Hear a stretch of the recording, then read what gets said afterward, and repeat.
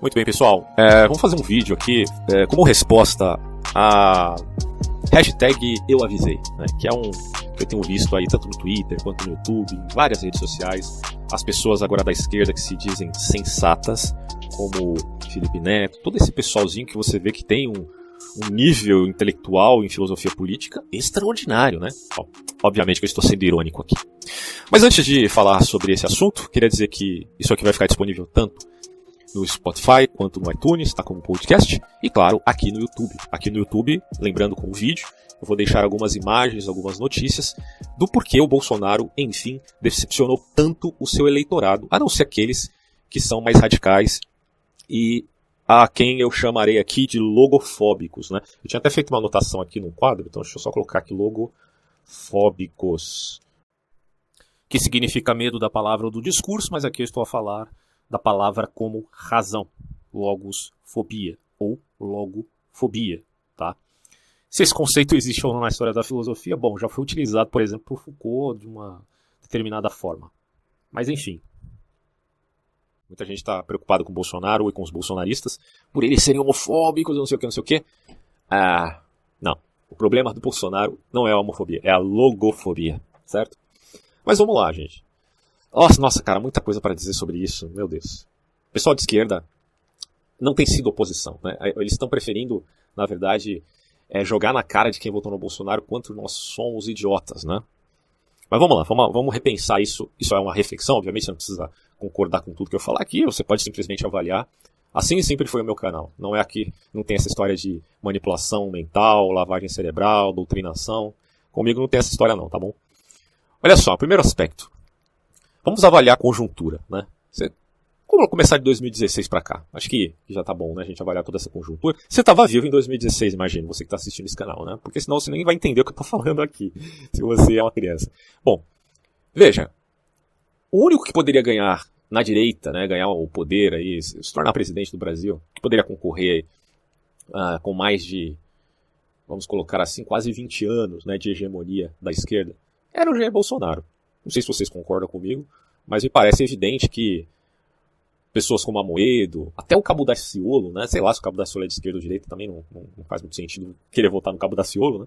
Mas é só pra zoar mesmo. Mas enfim, diante ali do que tinha para escolher, o Bolsonaro representava supostamente, né, à época, uma direita que a gente poderia dizer, talvez seja uma direita autêntica. E aqui vale uma meia-culpa que eu quero fazer aqui, a pessoa do Leandro Carnal. Eu não concordo com muita coisa do Leandro Carnal, já fiz alguns vídeos aqui criticando. Só que tem uma coisa que eu preciso dizer aqui. Em 2016, se não me engano, o Leandro Carnal fez um vídeo sobre Bolsonaro, dizendo que a direita aqui no Brasil não tem comparação, né, com a direita britânica, né, ou com, enfim, com o cavalheirismo inglês e tudo mais. Ele citou alguns autores ali do conservadorismo inglês, britânico. E eu fui contra isso e fiz até um vídeo que depois de um ano mais ou menos eu retirei também, porque eu achei que estava exagerado demais. Bom, em suma, devo concordar aqui com o Leandro Carnal neste ponto. Ele, enfim, estava certo, sim, em desvincular o Bolsonaro de um verdadeiro conservadorismo. E isso muitos anos atrás, tá? Mas, obviamente, isso não implica que eu venha concordar com o Leandro Carnal em todas as relações que ele faça a respeito de história e de filosofia. Isso é uma outra coisa, beleza? Bom, mas, ainda assim, na conjuntura de 2018, não confunda a conjuntura de 2016, 2018 e 2020. Claro que esses períodos políticos estão ligados, mas cada um é reforçado por um determinado estímulo diferenciado, né? Num dado momento, em 2016, a esquerda está em baixa, né? Na bancarrota mesmo. Agora, em 2020, o que está em baixa é a direita, por conta, claro, da figura do Bolsonaro que quereria representar essa direita. Mas hoje eu não acho nem que ele seja de direita, eu já explico esse ponto. Mas até então, em 2018, Bolsonaro era o cara que poderia ganhar as eleições. Porque antes de 2018, ele já ia, em 2016, 2017, até antes ele ia em programa de televisão, CQC, Luciana Gimenez, John Kleber, ele ia em canal de YouTube, ele dava entrevista para todo mundo, porque ele entendeu um ponto fundamental em política, que aparecer é ter poder, né? Ou seja, não adianta você ter ideias sofisticadas, porque o povão, a grande massa não tem intelectualidade. Quem tem intelecto é um indivíduo. A massa só tem diretividade. Tá? Então o Bolsonaro aparece muito. E aparecer muito é importante para ele ter uma chance de ganhar ali em 2018, já que no primeiro turno ele tinha alguns segundos apenas na propaganda política. Bom, então ele vai, faz sua campanha não só na televisão, ele aparece e nas mídias sociais, mas ele também sai Brasil afora, cara. Porque ele realmente acreditou que poderia ganhar. Isso é um mérito que ele tem, né? Você pode falar mal do Bolsonaro em vários aspectos, pode dizer que ele é miliciano, isso e aquilo. Mas ele tem mérito em acreditar neste projeto. Ele acreditou que poderia ganhar e ele tá aí, ele ganhou, né? Fora o fato de que ele também foi muito atacado pela mídia, de uma maneira que a gente pode considerar injusta. Mas veja, eu não estou a defender o Bolsonaro aqui, não. Eu já disse que eu acredito que o Bolsonaro é um logofóbico e vou explicar o porquê, não só eu, mas como boa parte da direita se viu, né, decepcionado com esse sujeito. Mas até então, o pessoal cagava na foto do Bolsonaro em público. Uma professora, lembra dessa história? A professora foi lá, né, em plena luz do dia, pegou a foto do Bolsonaro e ela cagou como se fosse um animal em cima da foto. Você tinha, à época, também as feministas radicais, que enfiavam estátuas religiosas na bunda, né? Você tinha aquelas polêmicas do Museu do Man, as manifestações de esquerdas com o Mamãe Falei, vocês lembram desses caras tentando bater lá no Mamãe Falei e tudo mais? Claro, porque a histeria da massa, não importa se ela é de direita ou de esquerda, quando existe a massa, ela pode ser manipulada, claro, por uma diretividade, por um aspecto ideológico, e não há como você dialogar com a massa, é impossível, né? Aquilo que o Arthur Duval fazia era uma completa insensatez, ele querer discutir com a massa, mas claro, ele fazia isso para expor, certo? A arbitrariedade e o autoritarismo desses grupos ideológicos, e ele, claro, estava totalmente certo nesse ponto aí. Não que eu esteja defendendo ele também, ele fale por si mesmo aí quanto à sua postura política. Agora, o Bolsonaro foi muito atacado por melhor dizendo, esses grupos, né, muito arbitrários, esses ideólogos de esquerda, ao ponto, enfim, de em 2018 ele ter sido esfaqueado. E isso gerou uma certa comoção por aqueles que já o defendiam. E é inegável, né? A gente tem que entender que na história não existe só a memória do ponto de vista da descritividade, tá? É importante em história você levar em conta também a intensidade emocional alavancada por momentos específicos. E a facada no Bolsonaro foi um momento muito importante para os seus defensores. Porque o discernimento da grande massa, da população em geral, era de que o Bolsonaro era atacado injustamente por ele falar muita merda, por falar muita besteira. Mas o que ele falava, não necessariamente ele praticava. No sentido de que o cara pode falar muito palavrão, falar muita merda, mas tem um bom coração. Era essa noção, né, que o Bolsonaro queria dar quando ele ia nos programas de televisão, e que boa parte da direita acreditou. Ele fala muita merda, fala muita besteira, fala muita porquice, mas ele tem um bom coração. Essa era a ideia, né? Que a direita também, já da cúpula, da chapa branca, tentou passar enquanto ele governava e fazia besteiras. Bom, mas em 2018 ele era só deputado, certo? E aí muitas mentiras apareceram na mídia, não só na mídia brasileira, Folha de São Paulo, o G1, tantas outras, mas também até em mídias internacionais, eu me lembro bem dessa época, né? Lá no New York Times, The Guardian, até na Fox News, né? Algumas críticas lá ao Bolsonaro, que não faziam tanto jus à realidade, na CNN, no Le Monde, enfim.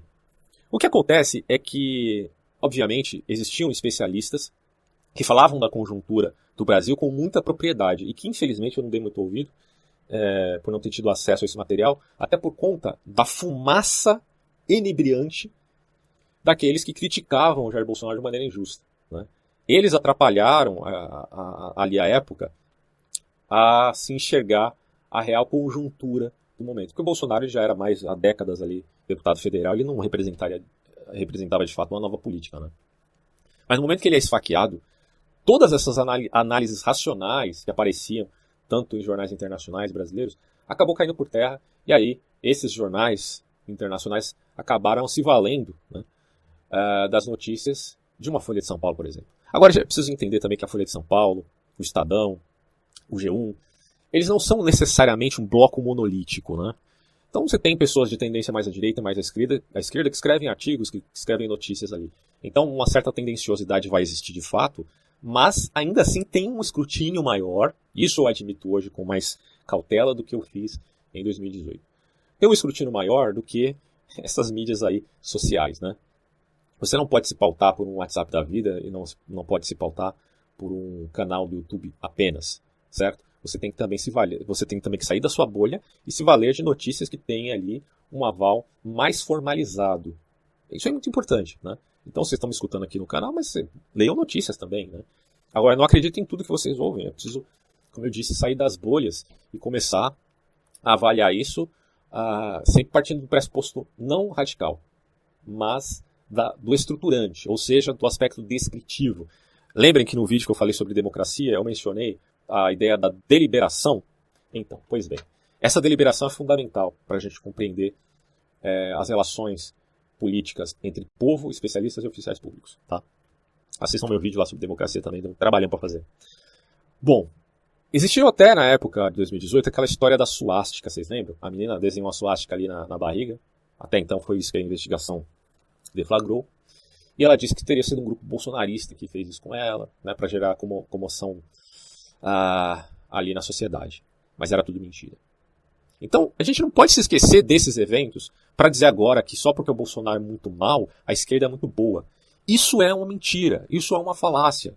Não dá para admitir um negócio desse, cara. A natureza humana, ela é má em si mesma ou ela é boa? Bom, na verdade eu não concordo nem com o Hobbes aqui e nem com o Rousseau. Não dá para cair nessa história de bom selvagem, mas também não dá para dizer que o homem sempre é o lobo do homem. As pessoas são boas, são más, tem pessoas que são mais bem intencionadas, outras mais mal intencionadas, e isso independe, tá, da sua postura política a priorística. Tá? Então, até porque nós temos muitos pontos cegos, e muitas pessoas boas, né, seguem até mesmo ideais marxistas, comunistas, porque elas possuem pontos cegos, elas não chegaram ainda àquele nível de enxergar o mal real que existe naquilo, para poder então rever os seus próprios ideais, os seus próprios pensamentos. Isso tudo tem que ser reconhecido, né, e balizado no debate público. Mais do que isso, em 2018 o Lula é preso. Isso fermenta mais a ideia de que a esquerda está numa bancarrota e que a direita está numa crescente. A Lava Jato está bombando ali com as delações, muita gente está sendo pega. Bom, e aí você tem a necessidade também da reforma da Previdência, já engatilhada ali pelo Michel Temer, que também teria sido pego, né, em corrupção. Então, é uma situação brasileira realmente terrível. Mas é preciso fazer uma reforma da Previdência. E aí as pessoas que já viam toda essa conjuntura do PT olhavam para aquilo, e os outros partidos que também estavam envolvidos com corrupção, pensavam, caramba, se a gente deixar o PT voltar, vai ser um absurdo. O que a gente vai fazer, cara? Se o PT voltar, não vai ter reforma da Previdência, o Brasil vai quebrar, a crise vai aumentar, porque ninguém sabia que existiria uma pandemia que ia gerar uma crise muito pior, né? Mas enfim, até então a gente pensava, é preciso fazer sim a reforma da Previdência. Com o PT talvez isso seja impossível. O PT, inclusive, nos seus projetos de poder e no seu plano de governo, deflagrava até mesmo regulamentação da mídia. Vocês lembram disso? Aliás, eu fiz questão de ler tanto o projeto do Bolsonaro quanto do PT. E claro que nenhum dos dois deflagravam com palavras do tipo, vamos fazer uma ditadura aqui.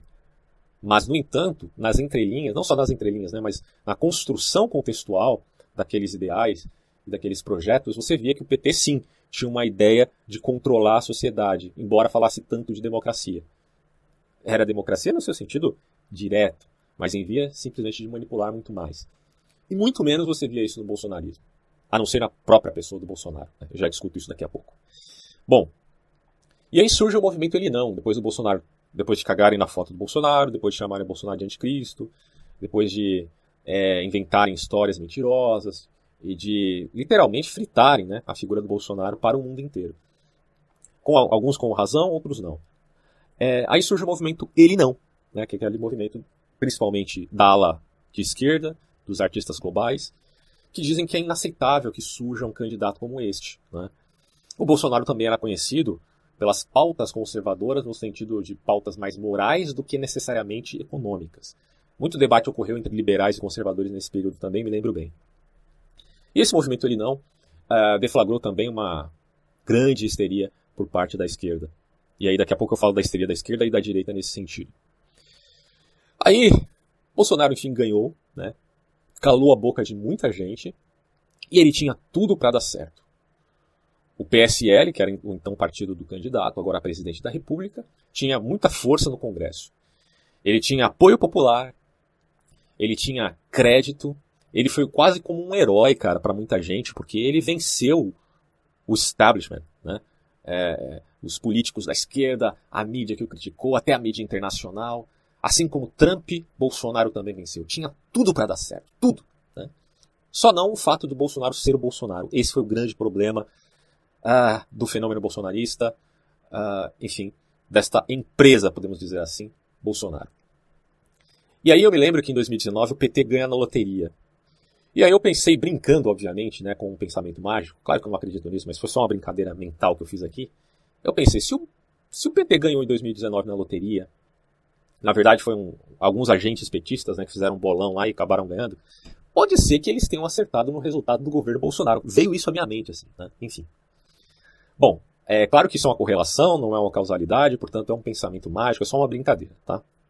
Mas aí eu lembrei do que eu tinha referenciado em alguns vídeos que eu fiz em 2018, falando das eleições, sobre a ideia da falácia das falácias. O que é a falácia das falácias? É quando você admite que, mesmo o sujeito ali usando de uma falácia, ele pode ainda acertar o resultado.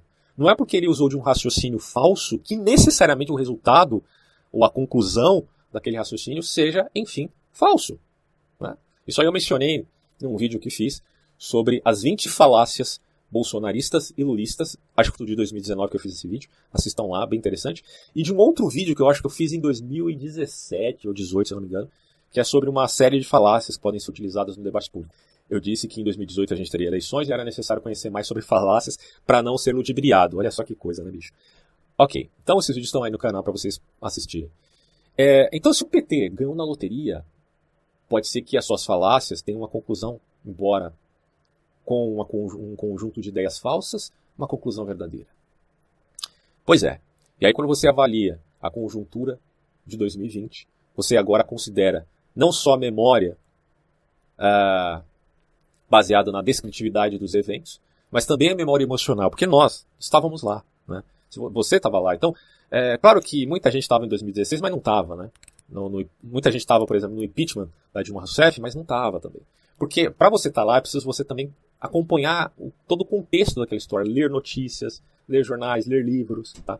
Ter uma visão de mundo. E obviamente você vai ter uma visão mais à direita ou mais à esquerda. E aí isso é discutível, né? A história também pode ser nivelada nesse sentido e ela se torna uma peça ficcional, infelizmente. Mas você estava lá, afinal de contas, né? Em 2018, também todos nós estávamos lá e vivenciamos isso. Então nós temos não só a memória intelectual, mas também uma memória afetiva dos eventos. Afetiva no sentido de que fomos afetados, tá? E é importante essa memória afetiva para você não se esquecer, porque aqui no Brasil as pessoas têm memória de barata, né? Passou um dia, o pessoal já esqueceu do que aconteceu no passado, pelo amor de Deus. Muitas pessoas agiram apenas pelo estímulo de 2018. E hoje estão agindo apenas pelo estímulo de 2020, olhando Bolsonaro como um grande crápula. Mas a gente não pode ter apenas estímulo, gente. A gente tem que ter memória também. Não é só estímulo, é memória. Mas não é só memória intelectual, é também memória afetiva. O homem é um ser no tempo, pelo amor de Deus. Não é um ser que é descolado da realidade, da conjuntura que o cerca. E agora vocês querem fazer de pessoas sensatas Felipe Neto, cara? Cauê Moura, PC Siqueira, quem mais aí, sei lá, a Anitta? Não dá, bicho. Pelo menos a Anitta reconhece que ela não entende muito, né, do assunto. Então, pelo amor de Deus, vamos ter um bom senso, vamos ter memória. Aí, nós temos, enfim, o governo Bolsonaro. Até então, para mim, pelo menos em 2018, embora eu tenha defendido a eleição do Bolsonaro, inclusive postei no meu Facebook, no dia das eleições, a foto do Bolsonaro presidente, que é uma coisa que eu me arrependo de ter feito. Até o rapaz chegou e falou pra mim, mano, você não pode fazer isso, tá errado, isso aí é crime eleitoral, não sei o quê. Eu falei, mano, você tá sério, vou tirar. Aí eu tirei o bagulho lá. E realmente, eu errei, né, na minha ingenuidade em relação a essa figura. Lembrando que também, em 2018, eu avaliei cada candidato de uma maneira individual. Eu pensei na Marina Silva, no Ciro Gomes, no Amoedo, no Bolsonaro, até mesmo no PSDB ali, do Alckmin. E, bom, avaliando um por um, né, claro que com várias lacunas, eu cheguei à conclusão, o Ciro Gomes não dá para votar nele porque o Ciro Gomes ele só criticou o PT porque o PT não quis apoiar a sua candidatura. Ele criticou o PT porque o PT não o apoiou, e não porque o PT era corrupto. Então, para mim, eu descartei de cara. O Amoedo é uma incógnita também. Talvez o governo dele fosse um fiasco se ele ganhasse, mas dificilmente ele ia ganhar. O Amoedo não podia nem ir nos debates. Como é que eu ia votar nesse cara, né? Fiz até um vídeo falando do Amoedo lá em 2018 e concluí que ele poderia ser uma boa opção para o Brasil em vista de um liberalismo econômico, já que o Brasil estava muito engessado nesse sentido. Mas que chance ele tinha de ganhar, né? Enfim, você tinha o Bolsonaro que representava aí essa incógnita, mas que diferente do PT, que não era incógnita nenhuma, era preferível pensei eu, apostar num cara que nunca tinha governado e que não tinha sido pego em corrupção, do que um PT da vida que tinha tantos caras envoltos ali em crimes terríveis. Ok. E aí, fica a questão das falas do Bolsonaro, porque apesar do Bolsonaro não ter sido pego em corrupção, ele falou muita merda. E talvez uma mais icônica seja aquela de décadas atrás, onde ele fala que tem que morrer uns 30 mil, tá ok? Para que esse Brasil dê certo. Mas, claro, dentro de um contexto todo específico, onde ele criticava à época o governo do presidente da República, que era, naquele momento, o Fernando Henrique Cardoso. Fernando Henrique Cardoso, que inclusive demonstrou preocupação tanto referente ao Bolsonaro, quanto referente ali ao Haddad, né, petista, porque ambos representavam aquilo que a gente chama, segundo o FHC, né, de outsiders, ou seja, os caras que colocam a democracia em risco. Na época eu não dei muita atenção a isso, né, até porque o PSDB, sinceramente, não representa para mim um grande exemplo de partido político, mas alguma razão ele tinha, né, a gente não pode desconsiderar isso. Bom, só que tem um ponto aí que deve ser colocado nessa análise, que é a ideia, pelo menos o princípio, de presunção de inocência. Tá? Tudo bem, é um princípio jurídico isso aqui. Mas a gente tem que considerar que se o Bolsonaro não foi pego em crime nenhum, admitir que ele tenha falado muita merda e que isso, enfim, foi gravado porque ele é uma pessoa pública, é uma coisa. Agora, fazer ou cometer um crime é outra completamente distinta. Então, muita gente era muito educado em política e com palavras muito bonitas e até quase poéticas, mas essas pessoas foram pegas em crimes de colarinho branco. Então, o raciocínio primeiro que você tem nesse momento é, bom, o cara pode falar muita merda, mas ele não foi pego em crime nenhum. Se eu tenho um cara que é todo educadão aí, mas é criminoso, quem que é melhor, né? Esse é o raciocínio assim, inicial que você tem. Do ponto de vista de uma eleição e de um voto de confiança, que é, enfim, o que você faz ali nas urnas, seja ela eletrônica ou física, o que acontece é que as falas tresloucadas do Bolsonaro não provavam de modo algum que ele era, enfim, um criminoso. Mesmo que as falas tenham sido muito radicais como essa, né, mas que foi dita há décadas atrás. Então, o que foi basicamente uma elucubração da maior parte da direita, da maior parte dos eleitores do Bolsonaro, porque logicamente era a maioria no país, foi o seguinte, tudo bem, ele fala muita merda, mas entre PT, que já foi comprovado um partido criminoso, e um cara que não foi pego em crimes, mas que fala muita merda, apesar de tudo, vamos apostar no cara, tá? Se baseando no princípio da presunção de inocência, porque se existe presunção de inocência até num tribunal formal, muito mais sofisticado, quem dirá para eleger um candidato onde você não tem todo esse filtro de análise, ok? Muito bem. Só que aí você começa a ter as decepções do bolsonarismo. E essas listas têm inundado aí as redes sociais. Uma delas que foi repostada, não sei quem fez aqui exatamente, mas foi postada no Antagonista, que é todas as vezes que o Bolsonaro traiu o Sérgio Moro. Olha só, o Bolsonaro retirou o COAF do Ministério da Justiça, ele sancionou o juiz de garantias, ele sancionou limitação de delação premiada, ele sancionou mudanças no CARF que travam investigações, ele sancionou a lei de abuso de autoridade, ele não fez esforço para aprovar o pacote anticrime do Moro, ele indicou membros para o CAD sem consultar o Moro. Estou deixando aí as notícias também aparecendo para vocês verem que isso não é apenas narrativa. Ele propôs retirar do Sérgio Moro as políticas de combate à criminalidade através do fatiamento do Ministério. Ele nomeou Augusto Aras, criminoso da Lava Jato e amigo de petistas como o PGR. Daqui a pouco eu vou mostrar para vocês um histórico de algumas postagens que fiz no ano de 2019. Até antes, né, 2019, para a gente repensar melhor isso. Ele nomeou André Luiz Mendonça, ex-assessor de Toffoli, como AGU. Ele negociou cargos com corruptos famosos. E ele exonera escolha de Moro para comando da PF, porque ele queria, afinal de contas, alguém de confiança, né? Sabe lá o que isso significa. E agora tem as denúncias do Paulo Marinho, né, referentes ao Bolsonaro, para você ver como a coisa é grave. Então é claro que, para uma pessoa, sejamos sensatos. Se você tem pontos cegos, e isso começa a ser deflagrado, e você vai começando a formar uma ideia mais clara sobre uma determinada pessoa, você simplesmente vai se adequando a isso. E não vai continuar com aquela narrativa velha de tenho que defender zumbificadamente o candidato e tal. Ele não é candidato nenhum, ele é presidente agora. E como eu dizia em 2018, se o Bolsonaro é uma incógnita e está sendo massacrado pela mídia muitas vezes de forma injusta, bom, eu quero criticá-lo de uma forma legítima. Porque, sem dúvida nenhuma, ele deve ser sim passível de críticas. Ele não é Messias, ele não é perfeito. Ele não é ungido, coisa em cima nenhuma, né? Ou tipo um enviado divino. Conversa fiada. Ele é apenas um cara que comete erros. E aqui ele cometeu muitos erros, principalmente em enfraquecer a Lava Jato. Acho que esse é um dos pontos mais bizarros na situação aqui, né? Então, quais são as decepções do Bolsonaro? Os filhos dele, né? A indiscrição dele, a falta de decoro desse sujeito desde o início de 2019 até aqui. Desde a história do Golden Shower, passando pela cartinha que escreveram em nome dele, onde ele dizia que eu quero governar, não ele, né, mas um cara que escreveu, eu quero governar, mas o Congresso não deixa, e blá blá blá. É uma conversa fiada, um negócio, um troço assim, sem pé nem cabeça. Tudo bem que o estamento burocrático do Brasil realmente tem ali uma cleptocracia, mas nem todo mundo é corrupto, né? Você não pode colocar tudo num saco de gato e dizer que é a mesma coisa. Então essa tal luta com o estamento burocrático do Bolsonaro redunda no quê? Numa espécie de leninismo para se tornar ele a autoridade máxima do país? Se tornando, enfim, um déspota? Não dá, né, cara? Bom, mas não só isso, as decepções com o Bolsonaro, principalmente com o evento da pandemia, do Covid-19, a postura dele em não traçar um plano, uma estratégia, muito pelo contrário, de usar a crise a favor de politicagens e de interesses eleitoreiros para 2022. É imperdoável um troço desse, cara. E o enfraquecimento da Lava Jato também, por conta aí das sanções dele.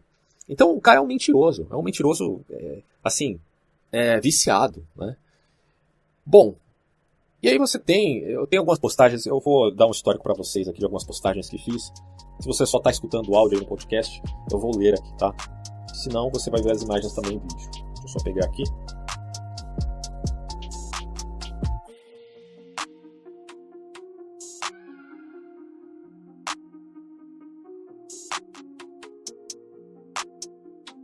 Eu vou passar bem rapidamente, para a gente não perder muito tempo. Vou ler algumas e outras não. Olha só. Em 2016 eu dizia o seguinte: a sabedoria de muitos sempre é superior à de um só, mas a síntese de um só sempre é superior à de muitos. Ou seja, o homem é estúpido, mas a espécie é sábia. Porém, não é a espécie que sintetiza o conhecimento, mas o indivíduo. Por isso é feliz aquele que está atrelado à tradição e livre para nivelar aquilo que lhe parece adequado. Assim, você tem o escape do valor de sua herança e o escape do progresso do próprio mundo. O que eu estou dizendo aqui? Talvez você não entenda de forma inicial, mas eu estou dizendo que eu não sou nem reacionário e nem revolucionário. Claro que a reação e a revolução são conceitos ambíguos. Você pode ser revolucionário em um momento e reacionário em outro. Mas eu não sigo inflexivelmente ou de forma engessada nem o reacionarismo e nem o revolucionarismo. Em 2017 eu disse o seguinte: o espírito faccioso é mais velho que a roda. Existiu a partir do momento que dois grupos de seres humanos discordaram. Esse mal da espécie nada tem a ver com a nossa iminente necessidade de tomar partido quanto às questões urgenciais. Coisa essa sumariamente necessária. Fazer parte de um partido, de uma escola de pensamento, não implica em ter espírito faccioso. Óbvio. Pois este último está disposto a defender o erro, mesmo com a evidência claramente oposta. Esse aqui, ó, a revolta dos burros sempre termina em coice. Revisionismo sempre foi uma das armas da desinformação. Isso aqui em janeiro de 2017. E quando misturado com sectarismo e ignorância, temos a equação perfeita. Olha só. Revisionismo, uma tática inclusive de neonazistas. 17 de janeiro de 2018. A triste realidade de uma loucura. Matam por uma maluquice e ainda se orgulham disso, só porque a aparência é piedosa, mesmo que a eficácia seja demoníaca. Me remeti aqui a um vídeo que fiz sobre Rothbard e Marx. A magia negra após a escassez. Lembrando que eu não sou, obviamente, um anarcocapitalista. Eu admiti algumas ideias do Rothbard nesse artigo específico. Não que eu concorde com as ideias dele em geral. O vídeo da Marielle Franco, que eu postei também no meu canal em março de 2018, deflagrando o quanto é necessário nós reconhecermos que ela foi uma vítima legítima. A mulher simplesmente foi assassinada, gente, pelo amor de Deus. E à época já existia uma direita sarracena que dizia que ela merecia o que ela recebeu. Isso é um absurdo completo, como eu deflagrei nesse vídeo. Postei também esse documentário do Jim Jones. É muito legal isso aqui, assistam, vale a pena. Recomendo. Porque se você tem elementos de manipulação em seitas religiosas, você acha que em seitas políticas isso também não pode acontecer? Pensa bem, meu amigo. Em setembro de 2018, eu falei da banalidade do mal. Nada melhor do que falar aqui da Hannah Arendt em momentos de ascendência do despotismo, tá? Que falei sobre a origem do mal e a banalidade do mal. Esse é um dos vídeos que eu mais gosto aqui no meu canal, né? Sobre traidores da pátria, né, que é um negócio bem engraçado. Eu vou ler isso aqui, eu acho que é necessário. Veja só. Em 20 de maio de 2019, A direita radical, infelizmente, segue a prática de criminalizar opiniões. E acredito que as coisas são muito complexas para cair em tal simplismo. Aí eu dei minha opinião de um evento que estava acontecendo na época ali, né? Particularmente achei errado que o pessoal do MBL se negasse a participar das manifestações do dia 26, considerando que a pauta se referia apenas à urgente reforma da Previdência, ao pacote de segurança do Moro, demandas similares, como no caso da Lava Toga, né? Se não me engano, na época tinha isso também. E aí eu falei aqui do caso do Lobão e do Olavo, que eu nem mais meto BD nessa história aí, porque sabe como é que a situação do Olavo tá hoje, né, cara? Mas enfim. Aí eu disse, mas chamar esses caras, Lobão, MBL e tal, tal, de traidores, aí eu já acho um exagero completo. E isso é típico de quem não conhece a natureza humana. Tenho por mim que só o aventar-se fazer parte de um grupo mais puro do que todos, e a partir disso esculachar os outros como se neles absolutamente nada prestasse, já é uma métrica de exaltação facciosa. Certamente devemos ter posições claras e firmes em política, o que implica que podemos criticar ardorosamente os oponentes, mas tendo a ressalva de não assassinar reputações, como esse grupo de logofóbicos bolsonaristas fazem. Pois com a medida que você mede os outros, também será medido. É claro que você vê também um ataque à reputação por parte da mídia formal, de outras pessoas que não são necessariamente bolsonaristas, né? Mas, eu não estou usando de dois pesos e duas medidas aqui. Vale para todo mundo. Sendo assim, não reclame depois de fazer papel de um hipócrita, pois veja que o discurso atual é joguem os canalhas na lata do lixo da história, discurso bolsonarista. E essa não me parece ser uma proposta justa de modo algum. A direita não é uma religião política, mas tem sido para certas pessoas. Estes tais não se apercebem da complexidade dos temas que envolvem relações desse nível. Ora feliz ou infelizmente, o Congresso também foi eleito pelo povo, e se não houvesse oposição haveria hegemonia. Mas o que esses caras querem é um déspota. Pedir para a oposição ser completamente justa é uma inocência. Ainda estamos vivendo a tensão com a velha política, de fato. Né? E diante disso é necessário negociar com os mordomos infiéis, ou isso ou uma revolução armada. A partir dessa constatação, e aí obviamente que eu não estou defendendo acordos de toma lá da cá com o Centrão, isso é uma outra história. Mas a partir dessa constatação podemos dizer que se o povo for às ruas pressionar o Congresso a passar as reformas mais fundamentais para o nosso país, estará prestando um bom serviço à nação, pois ninguém diz que devemos ser espectadores passivos no Titanic brasileiro. Se isso vale para o Congresso, vale também para o Poder Executivo. O barco está afundando, e não faz sentido ficarmos quietos agora. Isso, porém, não deve se confundir com sentimento faccioso, sectarismo e religião política. Eu nunca confundi essas coisas, tá? Tal não é o projeto de poder, mas um aporte para a realização das demandas atuais, porque eu nunca vou defender projeto de poder, meu amigo. E aí eu falei sem o entrave dos corruptos que estão no Congresso. Que também eu falei de uma forma generalizada, eu nem sei quem de fato é corrupto, mas aí a gente pelo menos sabe. Na verdade eu sei, de certo modo ali, pelo menos falando de Centrão, que são justamente os atuais negociadores aí do bolsonarismo.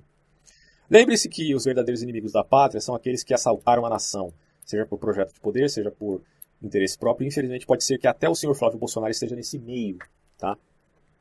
Eu não fui leviano em acusar o Flávio Bolsonaro porque não foi julgado ainda, mas vamos combinar, ele precisa ser investigado sim. Aí eu disse aqui no caso melhor dizendo, da Janaína Pascoal, 21 de maio de 2019, um adendo. Não chame de traidores aqueles que se negam a admitir uma estratégia política específica. Eu também discordo dela em várias falas, discordo de um monte de gente por aí. Porém, não ando chamando-os de traidores de modo tão gratuito como esses caras fazem na web. Aí, a expressão logofóbicos, falei disso no meu vídeo Rebelião das Massas, que postei em maio de 2019. Esse vídeo aqui que eu também fiz sobre MGTOWs, né? Esses MGTOWs, boa parte deles são vinculados ao Bolsonaro, não todos, né? Existem uns que são mais liberais, é um grupo que também não é necessariamente homogêneo, né? Mas muitos desses migtós são caras chatíssimos. Eu já fui tão xingado por causa desse vídeo aqui, que nem as feministas, né, se perderam tempo de assistir, mas os migtós sim, para me xingar. Então, em suma, sobre reacionários e revolucionários, eu disse, porque também citei aqui, eu não falei só de migtós nesse vídeo, eu falei de vários grupos, dentre eles os reacionários e os revolucionários. Eu falei entre parricidas e filicidas, parricidas revolucionários radicais e filicidas reacionários radicais, o melhor é ter uma postura, enfim, conservadora. Mas se você acha que conservador é reacionário, então não me chame de conservador. Aí em 8 de setembro de 2019 eu postei esse vídeo aqui, sobre Bolsonaro e o banho de água fria na direita, porque essa foi uma história muito louca, os caras estavam fritando já o Dallagnol, o cara lá da Lava Jato, amigo do Sérgio Moro.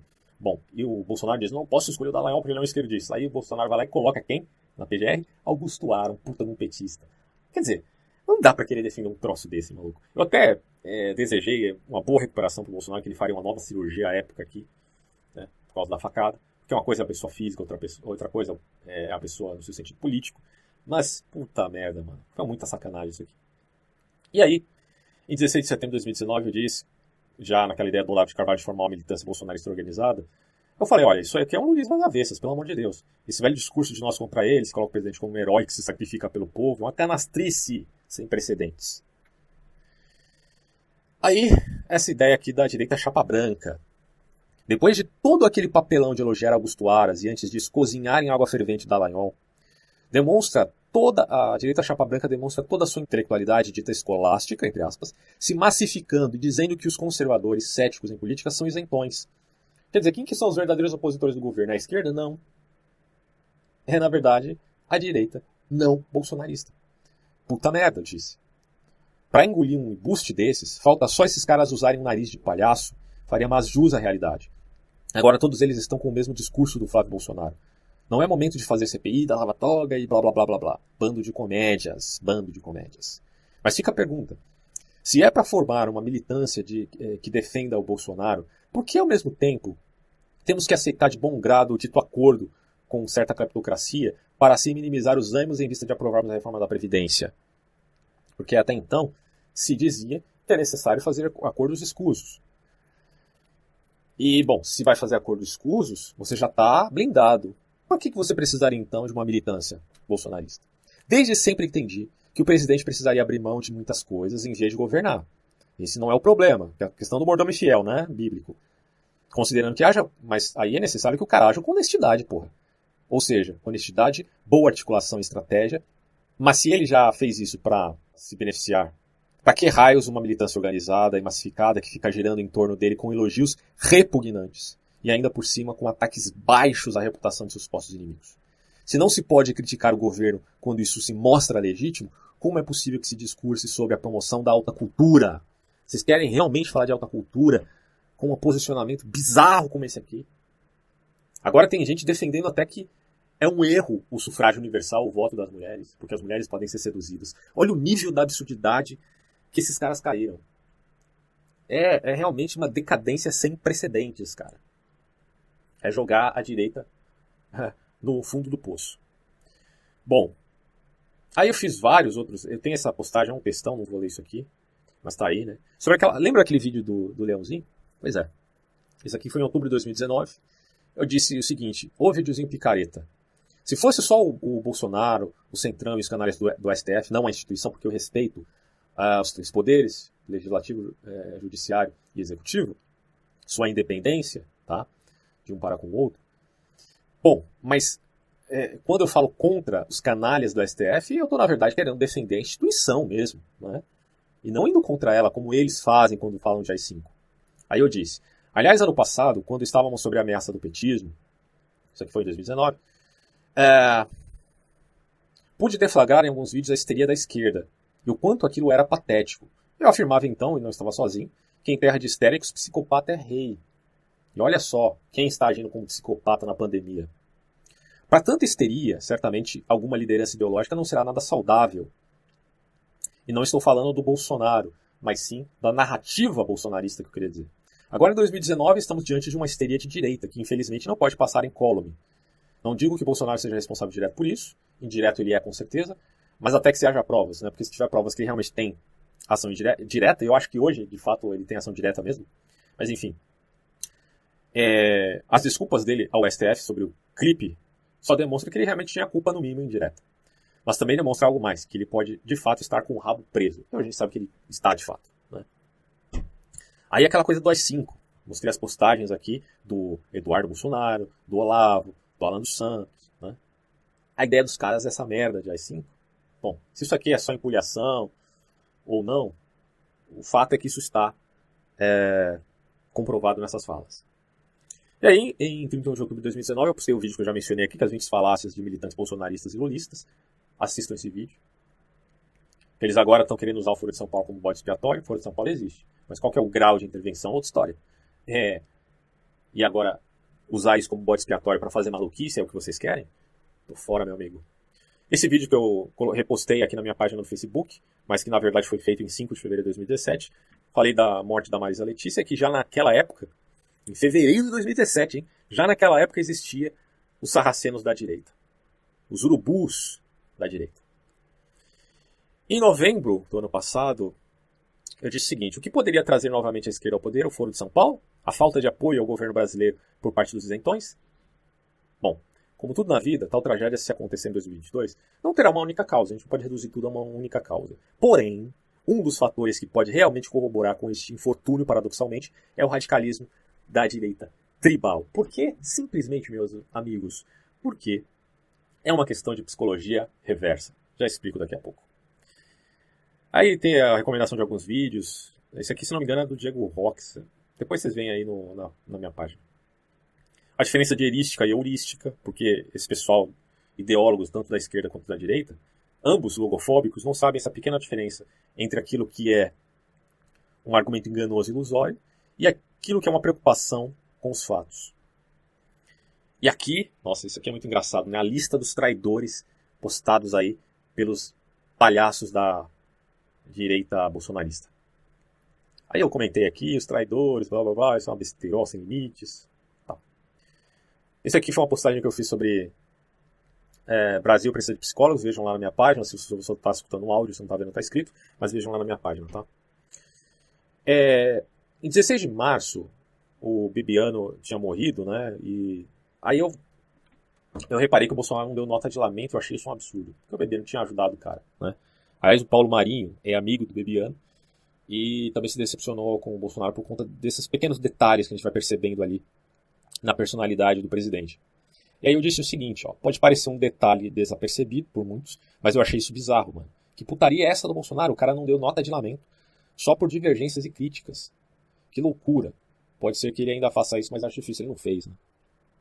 Então, tudo bem, ele era brigado lá com o Bibiano, porque o Bibiano também falava dos filhos dele e tal, mas caramba, mano, nem nota de lamento pela morte do sujeito. Meu Deus, bicho. Aí depois dessa história do Covid-19, e daí? Eu sou meio cisma, mas faço milagres, não sei o que.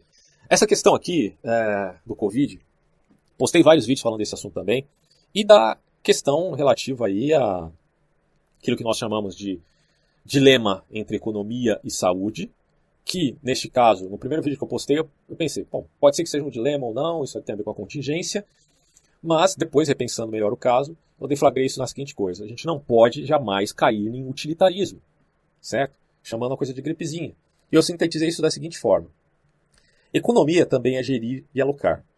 Se pensarmos assim, gerenciar o vírus como parte de um problema inusitado não coloca a economia em oposição à saúde, mas em oposição a uma expectativa de estabilidade já perdida.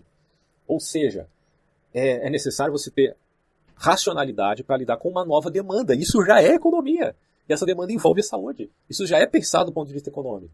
Mas não dentro da escola chicaguista, não dentro da escola austríaca, não dentro do keynesianismo e blá blá blá blá blá. É simplesmente você gerir, você gerenciar, você ter planos e estratégias de uma maneira racional.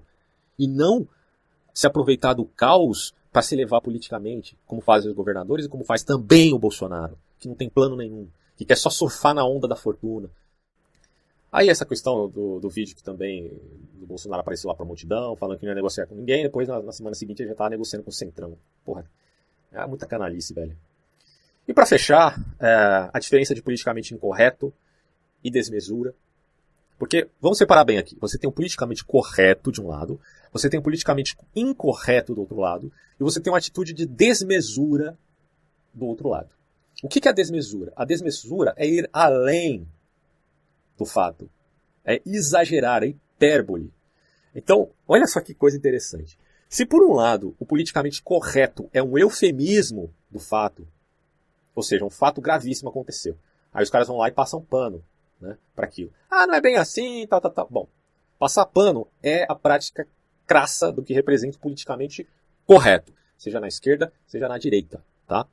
O politicamente correto foi mais conhecido por parte da esquerda, tá? Porque em vista de defender pautas de grupos minoritários, que representam aí os heterotópicos na linguagem Foucaultiana. Só que no caso aqui da direita, passar pano representa para eles o politicamente correto. Agora, onde se aloca o politicamente incorreto aqui? Se aloca no momento em que você considera a real proporção dos fatos. Quando você olha para o Bolsonaro agindo como ele age diante da pandemia do Covid-19, o que você tem que falar? Que isto é um absurdo, é uma loucura. Que esse cara perdeu completamente a sanidade mental daquilo que ele fala e daquilo que ele faz. Isso é agir de maneira politicamente incorreta em política. E não desmesura. O que é desmesura? Desmesura é a crítica gratuita, é o exagero diante de um...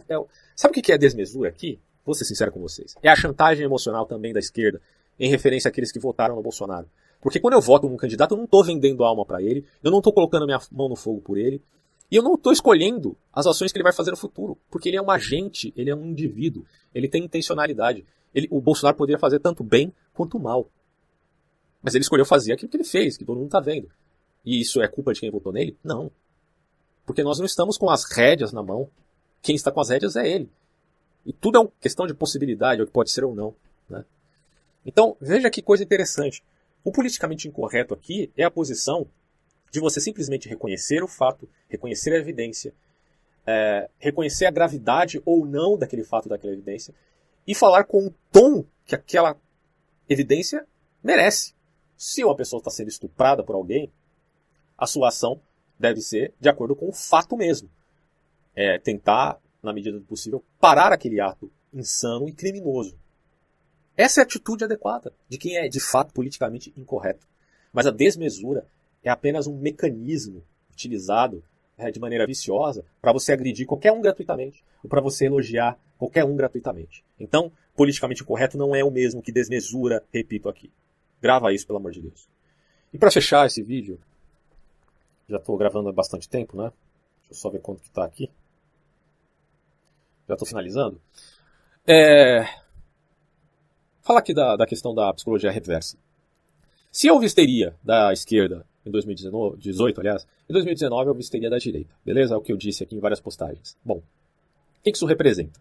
Que se por um lado o Bolsonaro foi favorecido pela histeria da esquerda, hoje o Bolsonaro favorece, por conta da histeria dos bolsonaristas, a esquerda. Hoje o esquerdista bate no peito e diz: eu tenho orgulho de ser socialista. Tem gente dizendo que tem orgulho de ser petista. Tem gente que voltou com a narrativa do golpe, né? De que o impeachment da Dilma foi um golpe. Puta merda, mano. Vocês acreditam nisso? Ah, meu Deus do céu. É um absurdo atrás do outro. Então isso é uma psicologia reversa. É um radicalismo alimentando outro radicalismo. É o Lula alimentando o Bolsonaro e o Bolsonaro alimentando o Lula. É uma decepção completa. Né? De fato, em 2018, a gente tinha muitos pontos cegos referente à figura do Bolsonaro, apesar de ele falar muita merda no passado. Mas a gente não pode fazer um reducionismo aqui de que votar no Bolsonaro implica, né, mediante a chantagem emocional da esquerda, ter culpa no cartório, como se agora votar no Haddad, votar, né, na figura dele em 2018, fosse uma virtude. Quem votou no Haddad era uma pessoa virtuosa, era quase um santo. Vamos canonizar todo mundo que votou no Haddad, no PT, em 2018. Vocês conseguem ver a loucura disso? Não dá para admitir, portanto, essa falácia, essa chantagem emocional aí da esquerda, tá bom? A posição mais adequada aqui é simplesmente: no momento que eu conheço as evidências, eu vou agir a partir do que elas de fato representam, ou seja, conforme aquilo que eu estou vendo. Tudo bem que é uma diferença, eu já fiz um vídeo falando da diferença entre fenômeno e fato. Fenômeno é aquilo que aparece, mas não necessariamente significa aquilo que realmente é. O céu se move por cima de nós, é aquilo que aparece. Mas no fundo, quem está se movendo é a Terra, né? A não ser para terraplanistas, digamos assim. Mas o fato, embora precise de interpretação, há uma reciprocidade entre aquilo que acontece e aquilo que você enxerga e a maneira como você raciocina, sempre em função do fato, e não o fato em função da sua narrativa. Por isso a diferença de vertente ficcionista, de ideologia, para a descritividade. As duas coisas são importantes. E daí a necessidade de fazer uma democracia no seu sentido despolitizado também. Porque senão, o que a gente está vendo aqui no Brasil, nós vamos cair na politização do vírus. E aí chamar o vírus de comunavírus, como os bolsonaristas fazem, porque eles estão politizando tudo isso. Isso é mais uma prova da politização que eles fazem com a doença e demonstrando o quanto eles são irresponsáveis e não merecem estar no posto de autoridade máxima do Poder Executivo.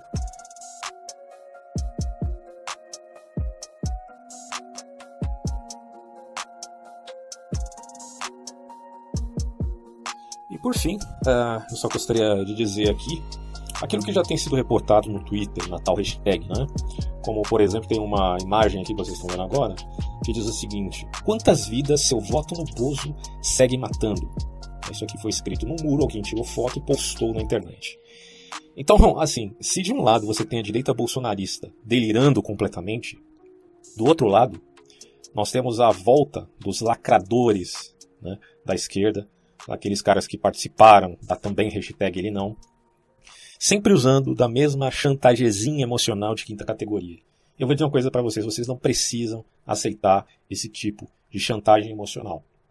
Uma questão que a gente tem que ficar bem evidente aqui neste vídeo. Votar é uma efetividade democrática.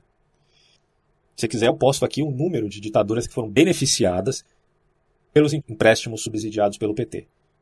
Então, gente, parem de ser hipócritas, tá? Vocês sequer fazem oposição de verdade contra o governo. Vocês só estão preocupados em lacrar. Enquanto o governo está preocupado em imitar, vocês da esquerda estão preocupados em ficar dando lacradas, né? E em dizer, como o Felipe Neto aí falou no Roda Viva, que o que ocorreu no impeachment da Dilma foi um golpe. Golpe ou foi uma ação institucional? Não está previsto na Constituição? Então, é lamentável a situação desse país, cara. Nós estamos aqui entre a cruz e a espada. E eu espero que as pessoas tenham um pouco de sensatez, independente se elas são de esquerda ou são de direita. Desde que estejam nessa zona democrática para discutirem como gente grande, como adultos e não como pessoas histéricas, pessoas esquizofrênicas. Me perdoem, né, os esquizofrênicos, por fazer tal comparação. Ou mesmo crianças, me perdoem as crianças. Finalizo por aqui e até a próxima.